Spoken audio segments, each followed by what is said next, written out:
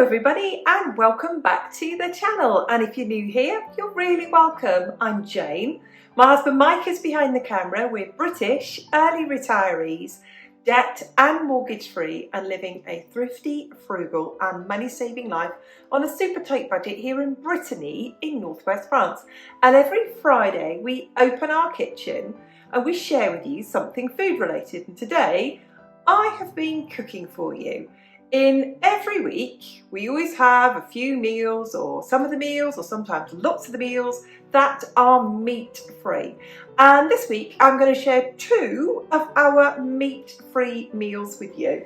So I'm going to share our black bean burgers with you. I'm also going to share our spinach, chickpeas, and cheese tart with you.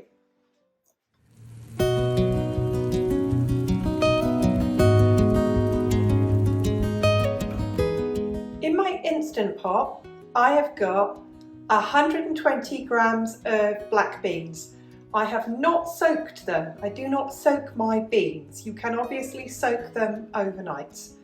But I have washed my black beans and I have added in a litre of water. So in American measurements, this is 1 cup of black beans to 4 cups of water. And I'm going to switch this on. I want to set it to pressure cook, and I'm going to custom it and put it on high, and I want to set this to 25 minutes.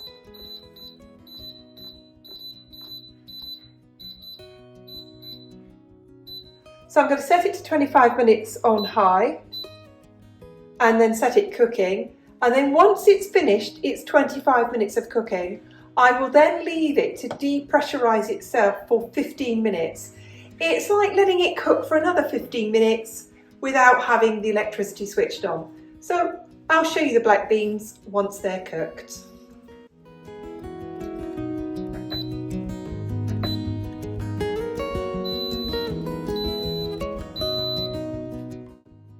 I'm going to need some breadcrumbs for my black bean burgers, and what I've got here is a slice of my gluten-free bread. It's been in the oven to dry out, in my wood oven that was lit anyway to warm the kitchen today. And I'll just put it in my food processor and turn it into breadcrumbs.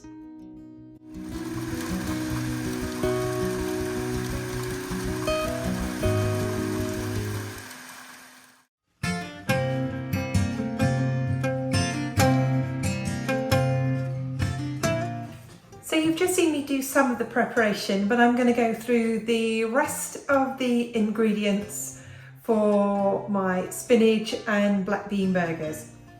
So you can see I've cooked the black beans, and I've got the equivalent here of 400 gram can of black beans. I think that's about 2 cups of black beans. I then have my fresh spinach that I have washed and drained. And I've used 1/3 of a large bag here of spinach. In here you can see I've got my breadcrumbs, a tablespoon of flour, any flour will do, I'm using corn flour, a teaspoon of cumin, I've got a teaspoon of parsley. You can add in the seasoning that you like. You can put in chili or any kind of seasoning that you like. I've got 1 large grated carrot and 1 small chopped onion. I'm going to add into this 1 tablespoon of tahini. You leave that out. If you don't have any of these ingredients, just substitute it for something else. And I'm going to add in 1 teaspoon of chopped garlic, which is 1 or 2 cloves of garlic. Again, you can leave that out if you don't want it.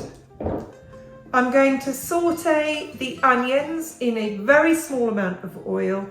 I will then add in the spinach to sweat it down. I will season the spinach with salt and pepper. I'll then transfer everything to my food processor.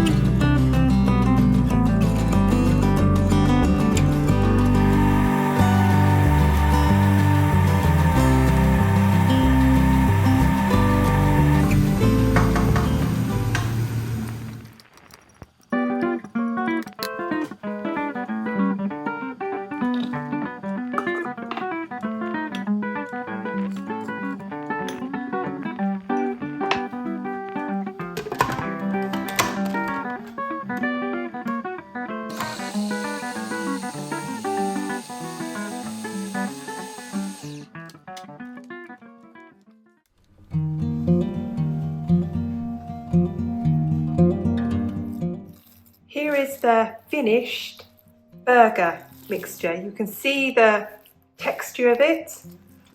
It's best to leave it, I would say, for half an hour at least.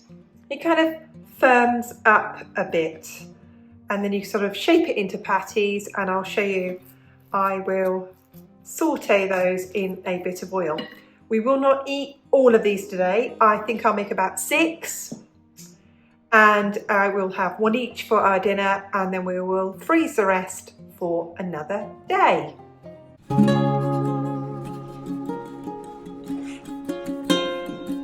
I often share with people that in the winter time, when salad is just so expensive, I make a winter salad, and it's just basically coleslaw.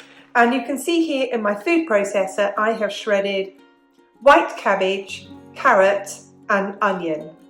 The white cabbage is the largest amount, so it's like 3 to 1. 3 parts cabbage to 2 parts carrot to 1 part onion. Dump it all in a bowl. And as I'm not a chef, I don't waste any. Bear with as I scrape it all out of my pot. Don't want to waste any at all. There we go.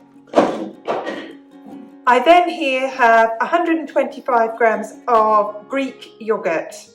This is optional. I use yogurt and mayonnaise just to lighten down the calories a little bit. I don't add any seasoning. I don't add any salt, I don't add any pepper, I don't add any sugar, I don't add anything at all. I leave that to the decision of the person who's eating it, whether they want their food seasoned or not. You can see the consistency of my very thick French mayonnaise, and I've got 2 big spoonfuls in there. It may be enough, I might need to add more. And I'll just mix it all up. This will last in the fridge a few days. We'll probably eat it in 2 or 3 days. It'll be the vegetable part of any meal that we eat for a few days.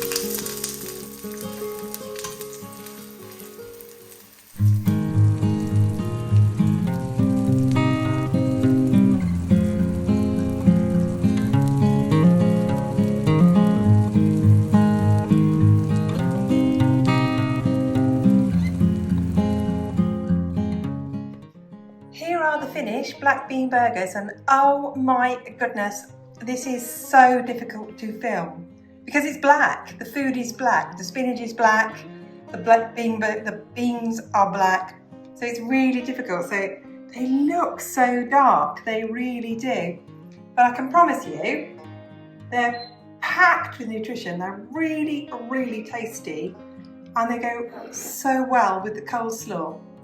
Now you might be thinking, why do I not have any bread with these? Why do I not have any chips with these? It's because the black bean burgers themselves are high in carbs. And obviously I've got the carrots with this as well, again, high in carbs. Don't need any bread with this. Don't need any chips with this. This is carbaceous as it is. But like I said, it's really difficult to film. Black food is not easy to film. But I've got a nice char on it, a nice crust on it. And if only we had smell-o-vision, because they smell absolutely fantastic. So there you go. Black bean and spinach burgers with coleslaw.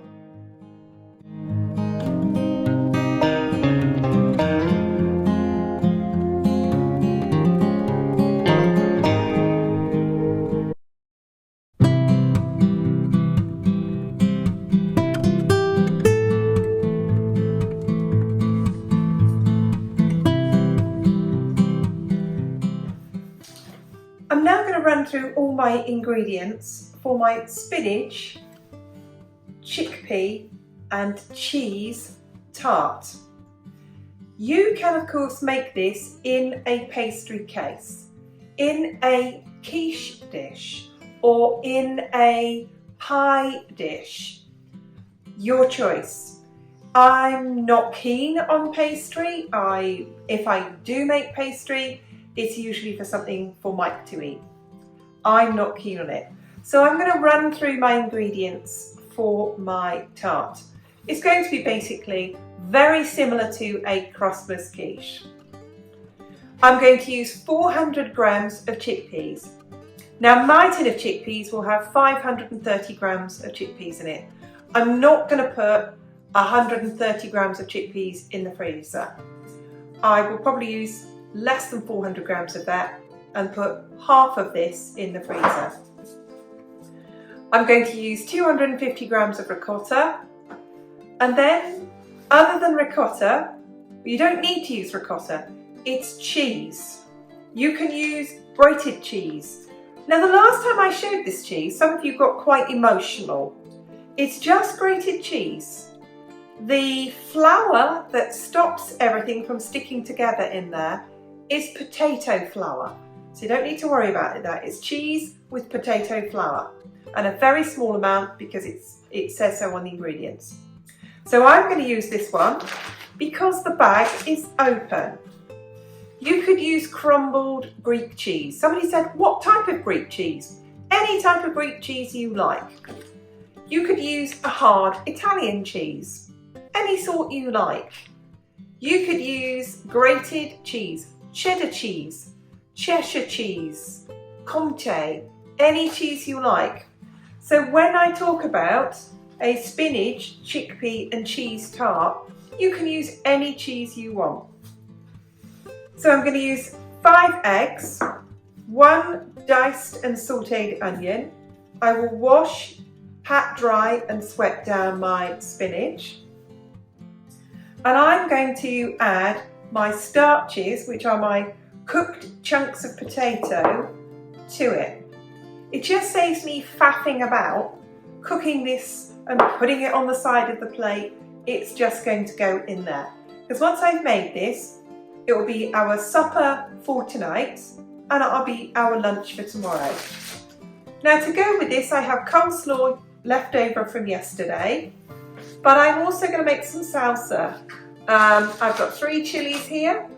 I will freeze 2 and I will just use 1. I couldn't get jalapeno chilies, so these are just regular chilies. I'm going to chop a pepper. I'm going to chop my small bunch of coriander, chop my onion, peel and de-seed my cucumber and chop it. Chop up 2 de-seeded tomatoes, and I will use the zest and juice of 1 lime. I will also add in some salt and a little bit of olive oil. So that's my ingredients, and that's what I'm going to make.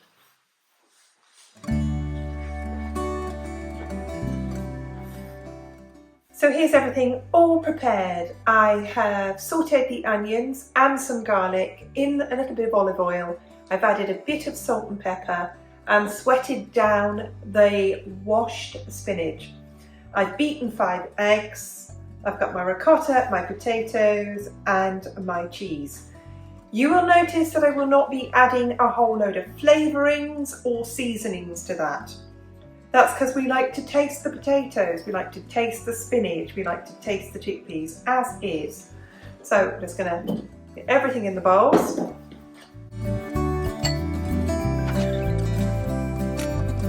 Get my ricotta in there. Ricotta doesn't cost much here. It's used a lot in desserts and cheesecakes and puddings and things, so it's really quite popular.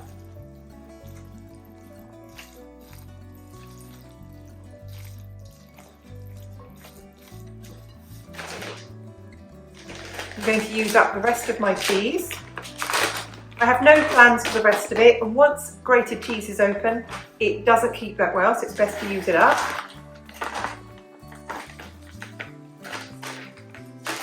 Just checking, yes, that goes in the recycling bin. We've recycled just about everything here. Can't think of much else that we can't recycle. And last of all, some more escapees. I'll get my eggs in there. I'll give it a good mix. I will pour it into my baking tin. I will put it in the oven at 180. I cook just about everything at 180. It's hot but not too hot. Things aren't going to burn. I will cook it at 180 for, who knows? I'll check it after half an hour. But you'll know it's cooked because the eggs will be completely set. My potatoes are already cooked and everything's in there. Now you can see I could add in more chickpeas. I don't want to do that. The chickpeas that I've got left over, I will pop them in a freezer bag, stick them in the freezer, and I'll use them again. Everything is going to go in my baking tin and I'll get it into the oven.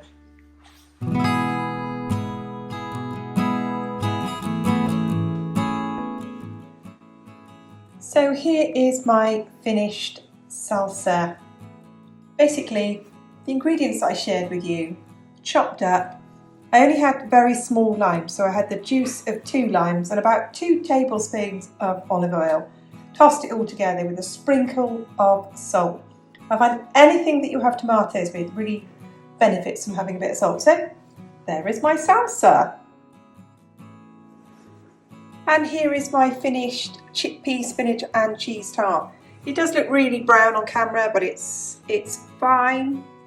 I do like it to, anything with cheese in it will go brown, and it's been in a hot oven. So I'm going to let it cool down a bit. We can't eat it just yet. And it does have a sort of wateriness to it, and it will have that from the spinach, but don't worry about that. You can obviously take your spinach and you can wring it out within an inch of its life. But there we go. It's all finished. I'm really hungry now. I can't wait to eat this. So here is the finished spinach, cheese and broccoli tart. So it's crustless for me because, like I said at the beginning, I don't like pastry, but you could obviously put that into, so as if you were making a quiche, and I've got it with salsa and homemade coleslaw. So absolutely bursting with goodness. Tons, you can see this lovely big piece of tart here. Masses of vegetables, all fresh, all cooked today. Coleslaw was made yesterday, but what a lovely vegetarian supper.